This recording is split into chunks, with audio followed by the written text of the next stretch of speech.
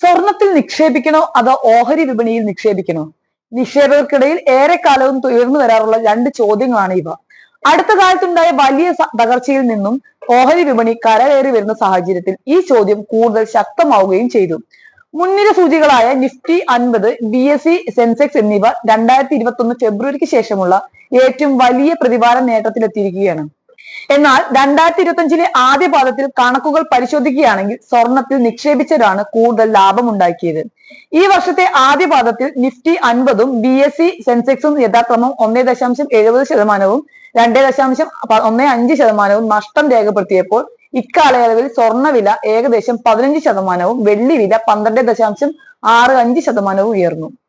സ്വർണവും നിഫ്റ്റിയും ഇന്ത്യയിലെ ഏറ്റവും ജനപ്രിയമായ രണ്ട് നിക്ഷേപ സാധ്യതകളാണ് എന്നതിൽ സംശയമില്ല. സ്വർണത്തെ പലപ്പോഴും സുരക്ഷിതമായ ആസ്തിയായി കണക്കാക്കുമ്പോൾ നിഫ്റ്റി വിശാലമായ ഇക്വിറ്റി മാർക്കറ്റിനെയും ഇന്ത്യയുടെ സാമ്പത്തിക വളർച്ചയെയും പ്രതിനിധീകരിക്കുന്നു. അതുകൊണ്ട് തന്നെ നിക്ഷേപം എന്നത് തീർച്ചയായും ഓരോ വ്യക്തിയുടെയും തെരഞ്ഞെടുപ്പിന്റെയും റിസ്ക് എടുക്കാനുള്ള കഴിവിനെയും ആശ്രയിച്ചാണ് ഇരിക്കുന്നത്. ഈ സാഹചര്യത്തിലാണ് നിക്ഷേപകർ പരിഗണിക്കേണ്ട 5 പ്രധാന ഘടകങ്ങൾ ഏതൊക്കെയാണെന്ന് നമുക്ക് നോക്കാം. കഴിഞ്ഞ 2 പതിറ്റാണ്ടുകളായി സ്വർണം ഇന്ത്യയിൽ ശരാശരി 8 മുതൽ 10% ലാഭമാണ് നൽകിയത്. സാമ്പത്തിക അനിശ്ചിതാവസ്ഥയിൽ സ്വർണം എക്കാലവും പ്രകടനം കാഴ്ചവെക്കുന്നു.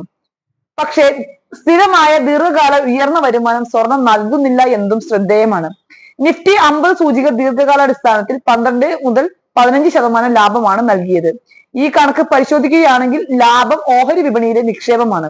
അതുകൊണ്ട് തന്നെ മികച്ച സാമ്പത്തിക വളർച്ചയാണ് നിങ്ങളുടെ മുൻഗണനയെങ്കിൽ നിഫ്റ്റിയാണ് ഏറ്റവും അനുയോജ്യം.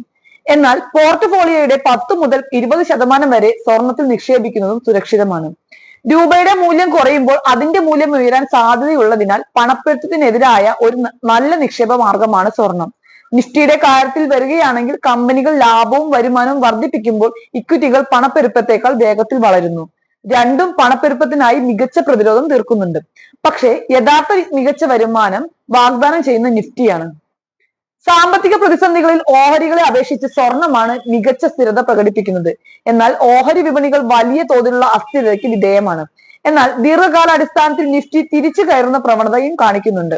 നിങ്ങൾ മികച്ച സാമ്പത്തിക സ്ഥിരതയാണ് ഇഷ്ടപ്പെടുന്നതെങ്കിൽ സ്വർണമാണ് നല്ലത്. എന്നാൽ റിസ്ക് എടുക്കാൻ തയ്യാറാകുന്നതിൽ നിഫ്റ്റി ലാഭം നൽകിയേക്കും. ഭൗതിക രൂപത്തിലുള്ള സ്വർണത്തിന് ലിക്വിഡിറ്റി പ്രശ്നങ്ങളുണ്ട്.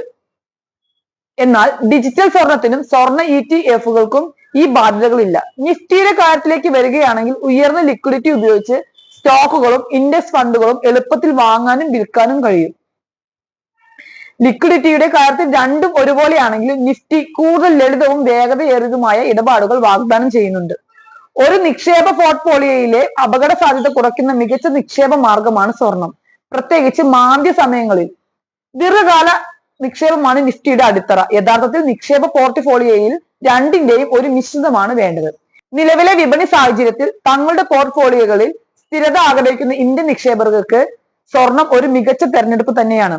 അതേസമയം മുകളിൽ സൂചിപ്പിച്ച 5 ഘടകങ്ങൾ പരിശോധിക്കാതെ തന്നെ തങ്ങളുടെ പോർട്ട്ഫോളിയോകളിൽ വളർച്ച ആഗ്രഹിക്കുന്ന നിക്ഷേപകർക്ക് നിഫ്റ്റി 50 ലിസ്റ്റ് ചെയ്ത ഓഹരികൾക്ക് ഒരു നല്ല ഓപ്ഷൻ ആയിരിക്കും.